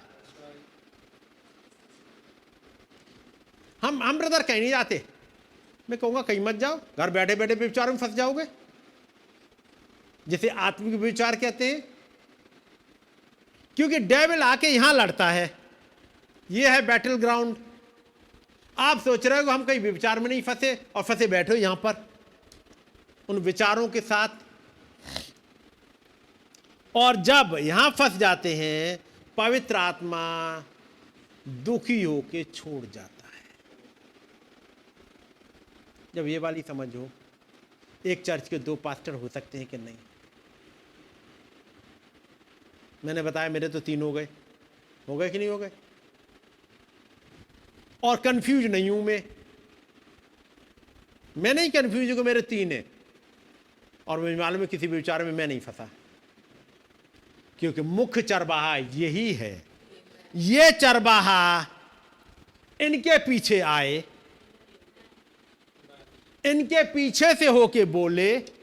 ये नहीं बोल रहे थे, बोलने वाले वो थे, इनका तो मुंह इस्तेमाल हो रहा था। और जो कुछ इन्होंने बोला, अब वो बोलने वाला मुंह 1965 में चला गया। और हमें तो चाहिए ह्यूमन वाणी ही, नहीं तो मान खुदावंद आके फिर से बोल उठे और हमें तो गर्जन ही सुनाई देंगे, हम क्या समझेंगे? तो उन्हें फिर से बोलने के लिए कोई और एक शरीर लीजिए चाहिए। ये पॉइंट समझ रहे हैं मेरा? लेकिन कंफ्यूज रह गए।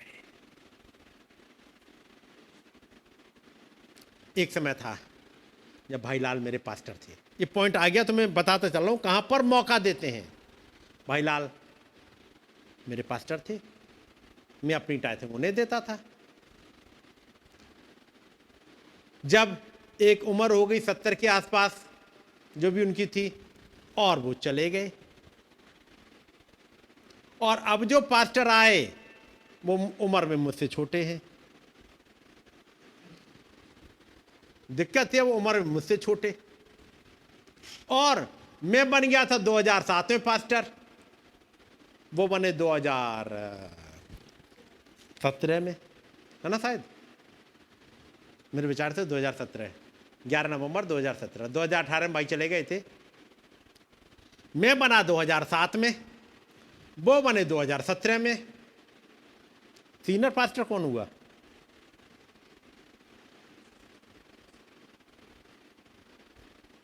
उम्र के हिसाब से सीनियर कौन हुआ? मैं। और पास्टरशिप के हिसाब से मैं 2007 में, वो 2017 में। कौन हुआ सीनियर? तो फिर मैं उनका पास्टर बन जाऊं? मैं कहूंगा कैसी उल्टी खोपड़ी है।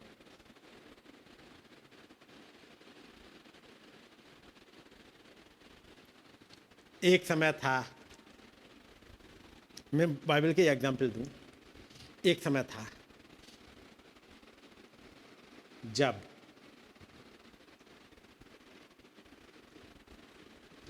मूसा 120 साल के हो गए। मूसा 120 साल के, और उसके बाद उनके जाने का टाइम हो चुका। और जब मूसा 120 साल के हुए तो कुछ 110 साल के भी होंगे, कुछ 105 साल के भी होंगे। और तब लगभग 70-80 साल का यहोशू, इतनी उम्र हमें लगता हो गई होगी 70-80 साल की, क्योंकि जब वो निकले थे तो 30 साल के आसपास, 30-35 साल के तो रहे होंगे, 40 साल जंगल में रहे। तो 70 साल के यहोशू अगुआ बन गए 110 साल वाली उम्र के।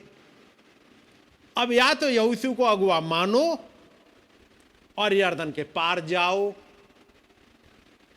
और नहीं मानो तो यरदन को उसी पार मर जाओ, कि नहीं? मैं जरा बाइबल की एक आयत दिखाऊं, शायद मुझे मिल जाए। और पहला इतिहास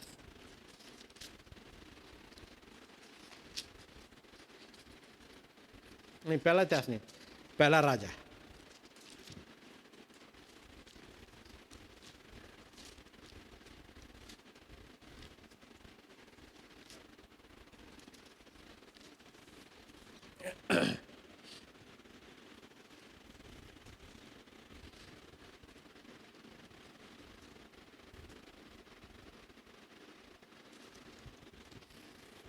और इसकी पहला राजा की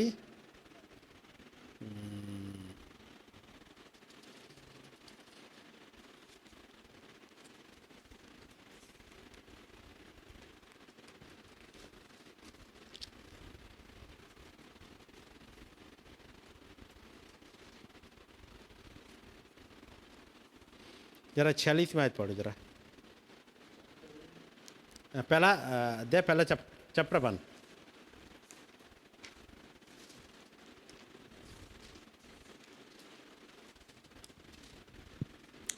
सुलेमान राजगद्दी पर विराज भी रहा है।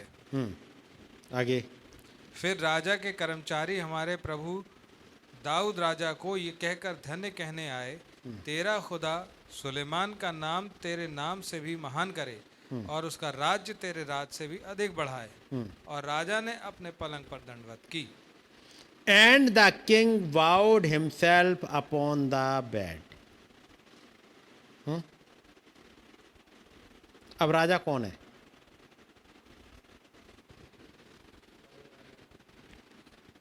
एक कुर्सी है, एक प्लेस है। बात समझ रहे हैं ना?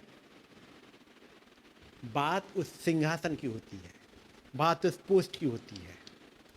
अब मैं उम्र देखूं या ये विंडिकेशंस देखूं? आप सोचो, मेरी बात समझ रहे हैं ना? उम्र देखूं या विंडिकेशंस? और वो जिसे खुदाबंद इस्तेमाल कर रहे हों तो बहुत ज्यादा कंफ्यूजन की जरूरत होती नहीं है। लेकिन यदि आपने जरा सा स्पेस दे दिया इस डेविल को अपनी दिमाग लगा के, मैं तो उम्र में सीनियर हूं भाई, मैं नहीं मानूंगा पास्टर। मत मानो, कौन सा मनवाने आ रहे हैं?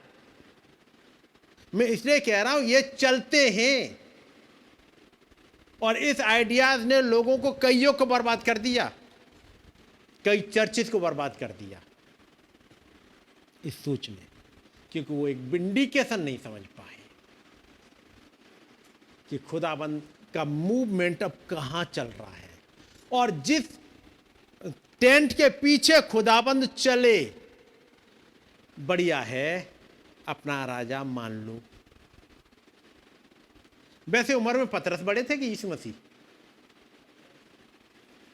पतरस बहुत बड़े थे कि नहीं? और पतरस क्या कहते हैं उसे? हे प्रभु, हे प्रभु कहते हैं कि नहीं कहते? क्यों? क्योंकि उन्होंने समझ लिया था। चलिएगा, अब मैं देख रहा हूं, मैं इसी पॉइंट पर रुक गया। यरूशलेम से एरियो को जा रहा था कि उसने एक मौका दे दिया, जरा सा मौका दिया आपने, वो डेविल घात लगाए बैठा है। इसे याद रखिए, डेविल को मौका मत दो, न अपनी एजुकेशन में, न दुनिया के फैशन में, न अपनी ऑफिस में, न अपनी फ्रेंडशिप में, न अपने घरों में। मौका मत दो, मौका ढूंढता रहता है ना। अब मैं कुछ हिस्सा छोड़ ही दूंगा।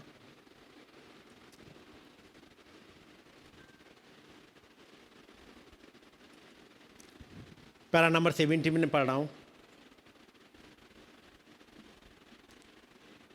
जब भाई ब्रानम उस घटना को लेते हैं, यूहन्ना पहला अध्याय, और कैसे पवित्र आत्मा को कबूतर की नाई उतरते देखा यीशु मसीह के ऊपर, उस वाली घटना को लेकर के आगे कहते हैं 16 para. Last evening I believe, और one day last week I made this statement that we are not suppose to produce fruit. नबी कहते हैं, जैसे मैंने पिछले शनिवार या पिछले हफ्ते या एक दिन पहले मैंने एक स्टेटमेंट दिया कि हमें फल प्रोड्यूस नहीं करने हैं। हमें फल प्रोड्यूस मतलब वो क्या कहते हैं, अपने आप लाके नहीं लगाने हैं, ये अंदर से लगने चाहिए। समझ रहे ना? मैं कोशिश कर रहा हूं ताकि कुछ फल लगाऊं, जैसे जब भाई ब्रानम ने समझाया कि अब मेमना कोशिश कर रहा है, एक भेड़ कोशिश कर रही है कि मैं कोशिश करूंगी ताकि मेरे ऊपर ऊन आ जाए। ऊन भेड़ की कोशिश से नहीं आती, भेड़ को अपना खाना खाना है, ऊन आएगी, है ना? भेड़ बनी रहे वो बस।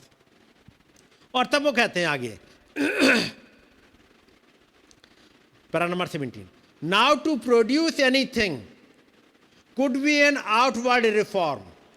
यदि कोई चीज आप जैसे बनावटी लेकर के आओ, ये ऊपर का आवरण है, ये रिफॉर्म, ये ऊपर का रिफॉर्मेशन तो है, लेकिन फलों को लगाने के लिए, वियर करने के लिए, मतलब ताकि फल लगे, ऊपर से आपको नहीं लगाने पड़े, फल लगे, ये अंदर से आना चाहिए।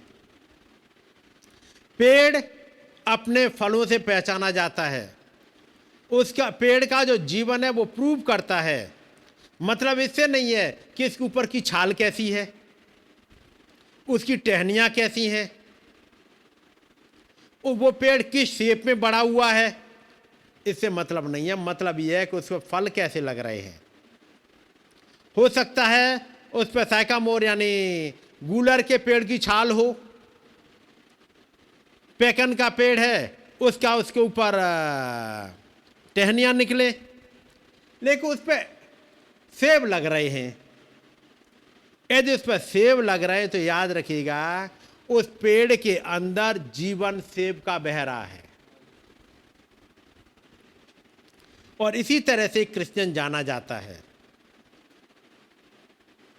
कि किस तरह के फल वो धारण किए हुए है। मतलब उससे नहीं कि कैसी ड्रेस पहनता है, क्योंकि चर्च में प्रचार हुआ ऐसी अच्छी ड्रेस होनी चाहिए, सब वैसी ड्रेस में आ गए, मतलब उससे भी नहीं रह जाता। हम तो ब्रदर जो सुनते वैसी ड्रेस पहन ली है, और यहां पढ़ लिया कि ड्रेस से कोई मतलब नहीं होता, तो मैं कुछ भी ड्रेस पहनूं। मैं कह रहा हूं आपने समझे ही नहीं, एक प्रॉपर ड्रेस ही पहननी जैसा कहा गया, लेकिन यह ड्रेस हर कोई पहन सकता है। बात वो कह रहे हैं कितने इंटेलेक्चुअल आप हो सकते हो, कितने एजुकेटेड हो सकते हो, लेकिन ये पेड़ जाना जाता है उस जीवन से जो उसके अंदर होता है और जो प्रूव करता है कि वो है क्या। पैरा नंबर 18 बीच में से पढ़ रहा हूं, तीसरी लाइन से। Sometimes if we try to shout and act like the next Christian, कई बार हम कोशिश करते हैं जैसे बगल में बैठा एक मसीह, उसी की तरह चिल्लाने की, एक्ट करने की कोशिश करते हैं जब सबने बोला। और याद रखिएगा जिसे कुछ समझ में नहीं आता उसकी हालेलुया और तेज निकलती है। कई बार जो बैठ के सोए तो खर्राटे चलते रहे, लेकिन अचानक वो जगह, और कौन सी लाइन बोली जा रही उससे मतलब नहीं, आमीन तक लोगों को पता लगे मैं जग रहा हूं, मैं जग रही हूं। मैंने देखा है, यहां से देखा है कि यहां पर जब सुबह की मीटिंग होती है और बस चल रहा है खर्राटे, फिर बाकी किसी ने आमीन बोला, हालेलुया बोला, अचानक आमीन। मैं पूछूं किस बात पे आमीन थी भाई, ये तो आमीन वाला मतलब भी नहीं था। ताकि बताने मैं जग थोड़ी रहा हूं, मैं सो थोड़ी रहा हूं या सो थोड़ी, मैंने तो अपने सर नीचे कर लिया था, बस मैं मनन में चला गया था, गहन चिंतन में। ज्ञान चिंतन पता लगता है, आमीन। ये ज्ञान चिंतन नहीं है भाई, ये आमीन ओढ़ी हुई है। मेरी बात समझ रहे हैं ना? वचन कुछ समझ में नहीं आया, जिंदगी में कुछ नहीं हुआ, आमीन हालेलुया सबसे आगे। ये आमीन हालेलुया आपको नहीं बचा पाएंगी यदि फल नहीं लगे तो। समझ रहे हैं ना? तब नबी कहते हैं कई बार यदि हम कोशिश करते हैं कि बगल वाले क्रिश्चियन की तरह चिल्लाएं, एक्ट करें, why I don't know whether I would say that was right और नॉट। अब मुझे ये तो नहीं पता कि वो सही है या गलत, और न मैं इस पर विश्वास करता हूं, लेकिन मैं नकल करता हूं विश्वास करने की। नबी के सेंटेंस पढ़ रहा हूं मैं।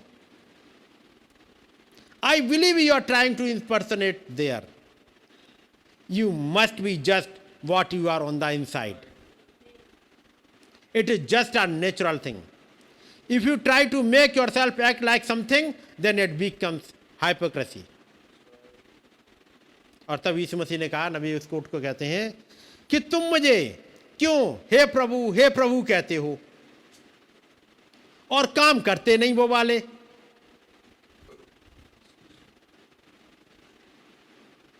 तुम मुझसे फिर कैसे कह सकते हो प्रभु?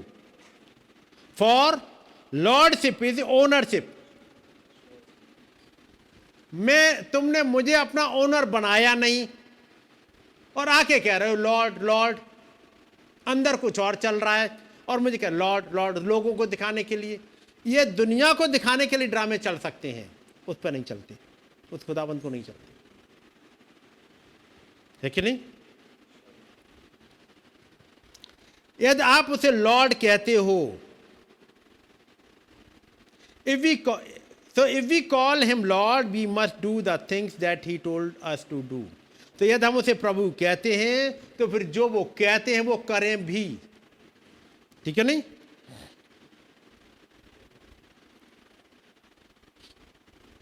Para number 20, and as long as you got malice, envy, strife, all these things of the world, ये तुम्हारे अंदर दुनिया की वो गंदगी, वो चिढ़, जलन, स्ट्राइप, ये सब चीजें दुनिया की हैं,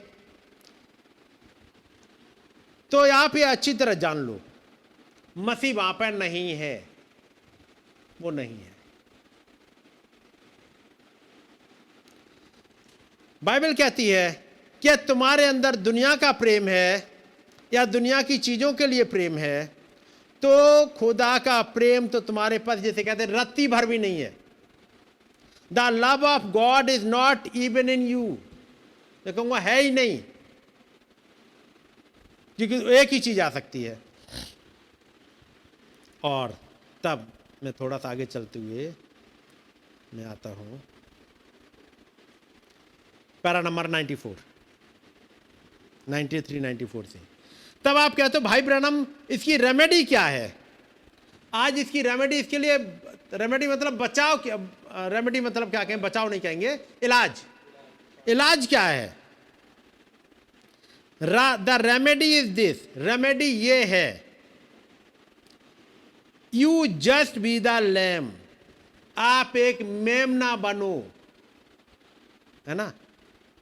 बीच में बहुत सी चीज बता चुके, मेमना क्या खाता है, कैसे रहता है, वो कौवे की तरह कुछ भी नहीं खा लेता, वो तो मेमने की तरह बने रहो। कारण God is still the Dove, वो महान खुदाबंद आज भी फाकता है, और फाकता कभी भी भेड़िए पैर नहीं उतरता, फाकता कौवे पे भी नहीं उतरता, है ना? फाकता गीदड़ पे भी नहीं उतरेगा। उन्होंने केवल भेड़िए कहा, तो भेड़िए की कैटेगरी में बहुत है, भेड़िए की कैटेगरी में कुत्ता भी आता है, आता है कि नहीं आता है? तो खुदाबंद अभी भी वो फाकता है, वो बहुत दूर उड़ के नहीं चले गए, वो बस यहां से उड़ के वो पास में एक पेड़ पे बैठे हुए हैं, बस थोड़ा सा आगे, और वेट कर रहे हैं कि कब तुम अपने आप को सरेंडर करोगे उसको, और आके कहोगे ओ प्रीसियस डव ऑफ गॉड, हो खुदा के महान डव फाकता, मेरे हृदय में वापस आ जाओ। तो हुआ क्या? अब पढ़िएगा 30वीं आयत। खुदा के पवित्र आत्मा को शोकित मत करो, खुदा के पवित्र आत्मा को शोकित मत करो। कुछ लोगों ने शैतान को अवसर दे करके, और जो ऊपर जितनी लाइनें लिखी हैं, ऐसा मौका दे के उस पवित्र आत्मा को शोकित करा, पवित्र आत्मा छोड़ के चला गया। और एक और बड़ी बात, जब पवित्र आत्मा छोड़ के चला जाता है इंसान को पता ही नहीं लगा। जरूरी है ऐसे वाले को जगाने के लिए कोई आए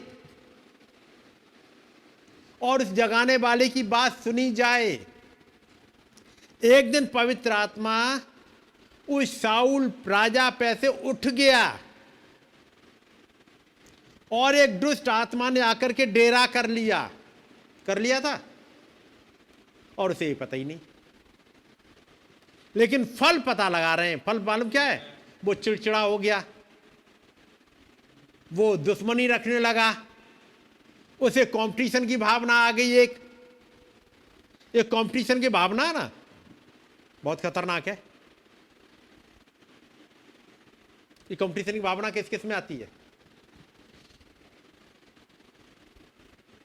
दो भाइयों में आ जाएगी। दोनों भाई जिन्होंने एक ही थाली में खाया पिया, उसके बाद एक पढ़ने में तेज था, एक थोड़ा कमजोर रहे, आ जाएगी। वो इतना कमा रहा, मैं नहीं कमा पा रहा हूं। दो बहनों में आ जाएगी। दो बहनें साथ साथ चलती रहीं, जब शादी हुई एक के अलग घर में हो गई, एक दूसरी के अलग घर में हो गई। कंपटीशन तो कंपटीशन की भावना कब आ जाए? दो दोस्त बहुत अच्छी पढ़ाई कर रही हैं, उसका मेडिकल का निकल गया, ये 2 नंबर से रह गई। बस मैंने उसे ये बता दिया था ना, इसलिए वो निकल गई। मैं ना बताती ना।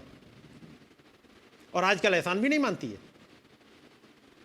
मैंने ही तो हेल्प करी थी, फीस के लिए पैसे भी नहीं थे, मैंने ही दिए थे, फॉर्म भरने के लिए पैसे नहीं थे। अब एक अंदर से क्या निकल रहा है? खिसियाहट। ये नहीं, चलो मेरा पैसा काम आ गया भाई, हेल्प हो गई।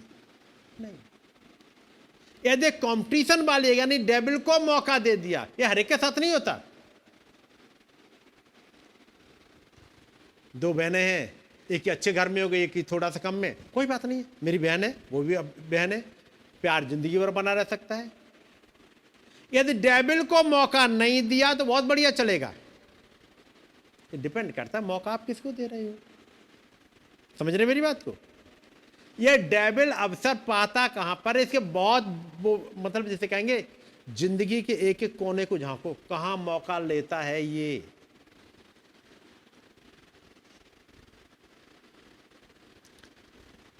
खुदा के पवित्र आत्मा को शोकित मत करो। किस बात से शोकित होते हैं? 31 में पढ़िएगा।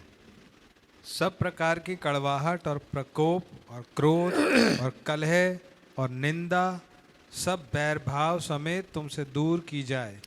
Let all bitterness. अब बैठ के सोचो, कड़वाहट क्या क्या की है? ऑफिस में कुलीग के साथ की कड़वाहट भरी पड़ी है, रिश्तेदारों की कड़वाहट भरी पड़ी है नहीं? घर की कड़वाहट भरी पड़ी है। कड़वाहट है तो है। ऐसी एक कड़वाहट किसी के अंदर और थी, जिसके लिए फिर पतरस ने देखा।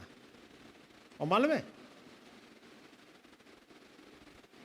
जब पतरस ने देखा किसी के अंदर एक कड़वाहट, पड़ा है कि नहीं पड़ा है? याद आ रहा कोई हिस्सा? मैं तुझे पित्त की सी कड़वाहट में पड़ा देखता हूं। कौन था? याद है कि किसी को? प्रेरित काम नहीं याद है। पित्त की सी कड़वाहट, जहां वो समोन आता है कि मुझे वो दे दो, वरदान दे दो ताकि मुझे ही पवित्र आत्मा मिल जाए। 8वां अध्याय होगा शायद।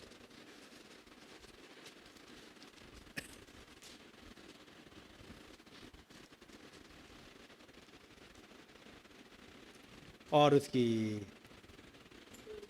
पढ़िएगा 17 में ऐसे पढ़िएगा। तब उन्होंने उन पर हाथ रखे और उन्होंने पवित्र आत्मा पाया। ठीक है। तब शमौन ने देखा कि प्रेरितों के हाथ रखने से पवित्र आत्मा दिया जाता है, तो उनके पास रुपए लाकर कहा, यह अधिकार मुझे भी दो कि जिस किसी पर हाथ रखूं वो पवित्र आत्मा पाए। पतरस ने उससे कहा, तेरे रुपए तेरे साथ नष्ट हों, क्योंकि तूने खुदा का दान रुपयों से मोल लेने का विचार किया। इस बात में अब ये वाला दान जो पतरस बता रहे हैं, ये दान मिलता है पश्चाताप से, एक रियल रिपेंटेंस से मिलता है।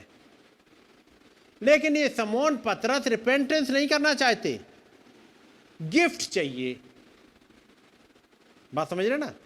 गिफ्ट दे दो मुझे ताकि मैं 2 के 4 बनाऊं, है ना भाई? मैंने पैसे से खरीदा, फिर मैं पैसे में ही बेचूंगा गिफ्ट को। पतरस कहते हैं ये पैसे से बिकते ही नहीं है, ये रियल रिपेंटेंस से बिकता है। आगे, इस बात में न तेरा हिस्सा है न भाग, क्योंकि तेरा मन खुदा के आगे सीधा नहीं। इसलिए अपनी इस बुराई से मन फिराकर प्रभु से प्रार्थना कर, संभव है तेरे मन का विचार क्षमा किया जाए, क्योंकि मैं देखता हूं कि तू पित्त की सी कड़वाहट और अधर्म के बंधन में पड़ा है। अंग्रेजी में, for I perceive that you are in the gall of bitterness and in the bond of iniquity. ये तो बड़े अच्छे तरीके से आए ब्रदर, हम अब पास पैसे लेके आए हैं।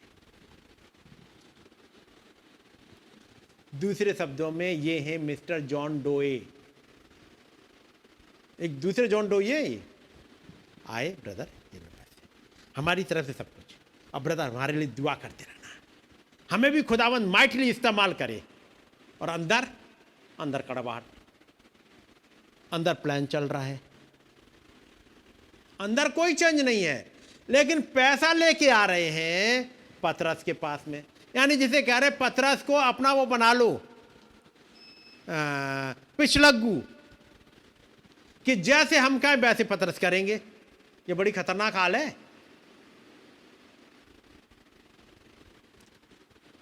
खुदाबंद मुझे गिफ्ट दे दीजिएगा, खुदाबंद मुझे गिफ्ट दे दीजिएगा, मैं ये करूंगा, मैं ये करूंगा, मैं ये करूंगी, मैं ये करूंगी, गिफ्ट दे दीजिएगा। और अंदर कड़वाहट, झटका खा जाओगे, है कि नहीं? पवित्र आत्मा चला जाएगा छोड़ के और लौट के नहीं आएगा। वो शाऊल के पास लौट के नहीं आया, जबकि यहां जो हम पढ़ रहे हैं, यहां पर नबी जब कहते हैं कि वो अभी बहुत दूर नहीं गया है, इसलिए ईशाया में लिखा है जब तक यहोवा मिल सकता है तब तक उसे पुकारो। पढ़ा है कि नहीं पढ़ा है? क्योंकि एक समय आता है फिर वो छोड़ जाते हैं, उसके बाद फिर नहीं।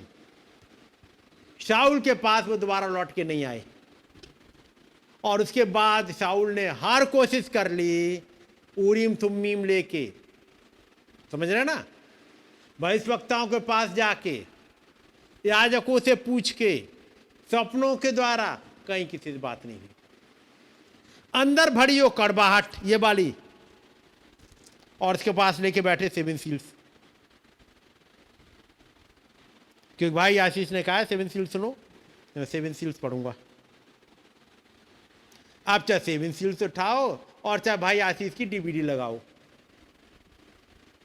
और चाहे भाई आशीष की लाई हुई किताबें पढ़ो, कुछ नहीं होना। खुदाबंद बात नहीं करने जा रहे।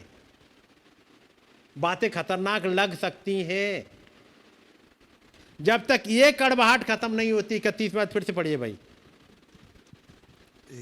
31। हाँ वापस इफिसियों 5:31। अच्छा, सब प्रकार की कड़वाहट और प्रकोप और क्रोध और कलह और निंदा सब बैर भाव समेत तुमसे दूर की जाए। ये जब तक दूर नहीं होंगी, वो पवित्र आत्मा जो चला गया है लौट के नहीं आएगा। और आप सोचो नहीं पवित्र आत्मा नहीं गया, पवित्र आत्मा तो मेरे साथ है। शाऊल भी यही सोच रहा था। काश जरूरी है सिमसोन की तरह, जब सिमसोन ने रिपेंट कर लिया, पवित्र आत्मा लौट आया, है नहीं? शाऊल के पास लौट के नहीं आया। पहले तो 27वीं आयत याद रखिएगा, पढ़ो भाई एक बार। और न शैतान को अवसर दो, नहीं इसे अवसर मत दो कि पवित्र आत्मा छोड़ के चला जाए, क्योंकि पवित्र आत्मा दुखी होता है, एक एक एक्शन को देखता है, एक एक एक्शन को सुनता है, और उस वो दुखी होकर चला जाए, फिर बच्चा नहीं समझ में आएगा। आप पढ़ते रहो। आप नॉलेज पालोगे, रेवलेशन नहीं। जरूरी है खुदाबंद एक रेवलेशन दें ताकि भेद खुल पाए। मैं यहीं पे बंद करूंगा, आप लोगों के पास मौका होगा ताकि खुदाबंद के पास अपनी प्रेयर रख सकें, है ना, अपनी छोटी छोटी प्रेयर, ताकि खुदाबंद अपनी पवित्र आत्मा दे। और उसके बाद छोटी प्रेयर करिएगा, बहुत वो दूसरों का